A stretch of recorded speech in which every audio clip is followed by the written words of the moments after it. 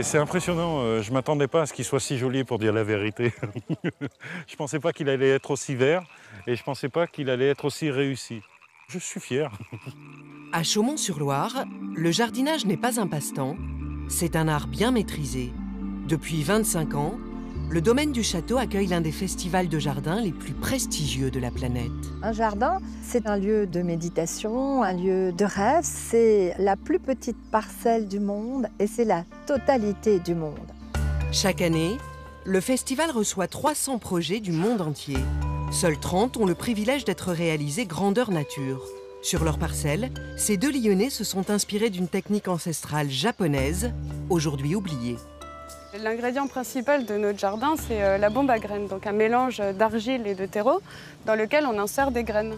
Et en fait, ces graines, on peut les lancer par-dessus les clôtures pour coloniser des espaces en friche, des fissures, des espaces a priori infertiles. L'argile permet déjà de façonner la bombe de graines et de protéger les graines des animaux ou des conditions climatiques. Et le terreau va apporter la nourriture pour la graine et lui permettre donc de germer. Et donc là, par exemple, c'est des graines de capucine. Et donc on peut la refermer et ensuite elle est prête à être lancée. Ici, ce sont 5000 bombes à graines qu'ils ont semées. La devise de ce festival est « Venez piquer nos idées » parce que Chaumont-sur-Loire, c'est un lieu de création, d'invention, c'est un laboratoire. Et c'est ce que les visiteurs viennent chercher. Ils savent qu'ici, ils ne verront pas les mêmes jardins. Ce sont des jardins éphémères mais qui stimulent l'imaginaire à la fois des concepteurs et des visiteurs. Tous les ans, les concepteurs abordent un thème différent. Cette année, ce sont 30 jardins du siècle à venir qui sont sortis de terre.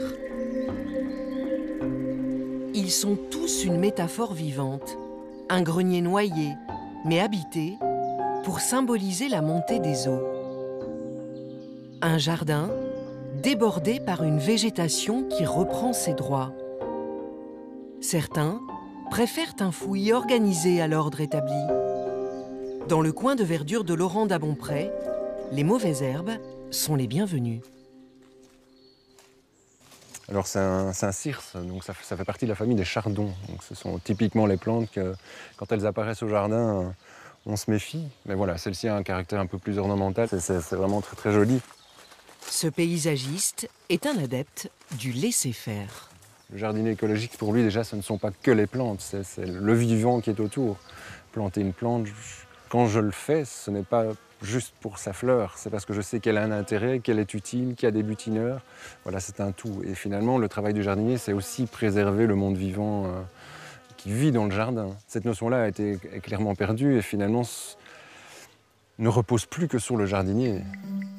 À Chaumont, on innove partout, en s'inspirant souvent des méthodes d'hier. Céline Locher cultive ses légumes de manière raisonnée. En fait, dans le potager, ici, on mélange les fleurs de façon à protéger les légumes, en fait. Donc cette association, elle est vraiment bénéfique parce que les fleurs, en fait, vont attirer les prédateurs, en fait, les ravageurs des légumes.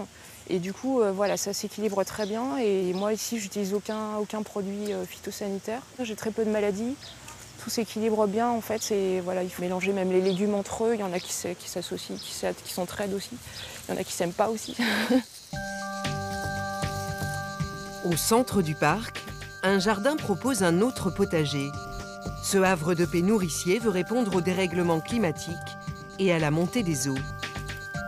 On a toutes les plantes potagères habituelles, on a de magnifiques choux-fleurs, on a aussi des artichauts, de l'angélique, enfin tout ce qui peut faire partie de l'alimentation. On a essayé de marquer toutes les familles, on a même une vigne pour montrer à tous qu'on peut, malgré les inondations, on peut arriver à faire de l'alimentation ou de l'habitation. Pour cela, Emmanuel Puybonnieux utilise les nombreuses vertus de l'osier. En fait, l'osier, c'est un végétal qui épure les sols. Il fixe les métaux lourds sur ses racines quand il pousse. C'est-à-dire qu'il va nettoyer les sols des nitrates, du plomb, du cadmium, de tous ces métaux lourds qui nous polluent. Et en plus de ça, il a suffisamment de souplesse pour qu'on en fasse ce qu'on veut. Donc autant en faire un habitat, une jardinière, et c'est quelque chose qui supporte beaucoup l'excès d'eau. Donc si on a effectivement une montée des eaux, on peut en produire vraiment très simplement et s'en servir, que ce soit dans l'habitat comme dans l'alimentaire. Un peu plus loin, une autre parcelle propulse les visiteurs sur une terrasse urbaine du futur. Ici, les plantes ne sont pas qu'ornementales, elles deviennent des batteries. Grâce aux bactéries présentes au niveau des racines, on produit de l'électricité. Ça n'éclaire pas toute une rue pour l'instant, mais c'est quand même un brevet qui a été déposé, c'est suivi par des universités. Et on a trouvé que c'était quand même une tendance intéressante. C'est-à-dire que si on arrivait à utiliser l'énergie des végétaux, quel que soit le procédé, pour s'éclairer, ce serait extraordinaire.